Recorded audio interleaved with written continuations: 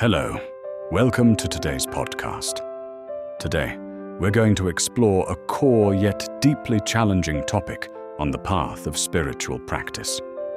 Knowing your own faults, the starting point of the journey toward non-self. In Buddhism, no matter which path you follow, Zen, Pure Land, or Vajrayana, there is ultimately only one destination: non-self. Non-self is not an abstract, philosophical idea.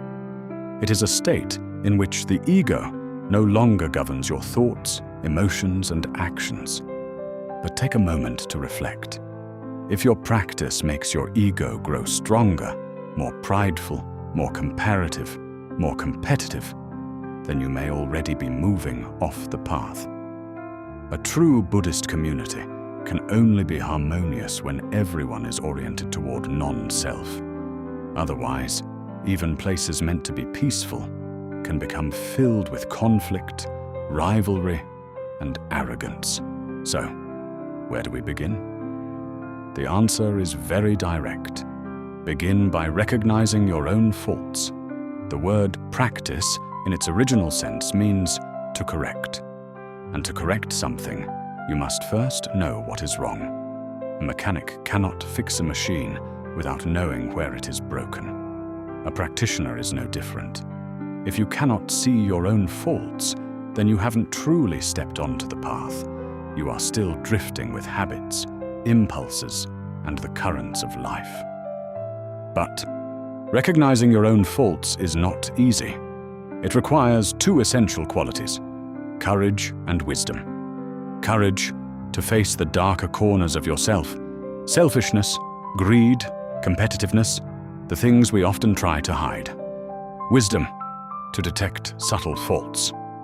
Some faults are obvious. You see them and they fade quickly, but others are extremely refined, like pride or desire. They hide deeply, skillfully, and sometimes take a very long time to fully recognize. This journey is not a flat road. It's like riding a bicycle uphill. Each time you overcome one fault, you may feel you've made progress, only to discover more subtle challenges ahead. For example, when you let go of material greed, you can easily fall into another trap: pride. You begin to think you are better than others, more understanding, more advanced in practice. And that quietly pulls you backward. So how do we stay aware on this path? There are two essential tools. First, repentance. Not just saying sorry, but reflecting, recognizing, and transforming. When practiced sincerely, repentance helps you see your faults more clearly, even the hidden ones. Second, meditation. Meditation calms the mind. When the mind is still, you can detect a fault the moment it arises, before it turns into action. And what happens? When you consistently recognize your own faults, you become more humble. Instead of judging others, you begin to understand and empathize. You develop a quiet inner strength. No need to prove, no need to compete, yet others naturally respect you. And most importantly, you begin to feel a deep kind of happiness, the happiness of genuine inner growth. Knowing your own faults is not only the beginning, it is a lifelong path of practice, until ignorance is completely uprooted. So always maintain this attitude. Be sensitive to your faults, but not discouraged.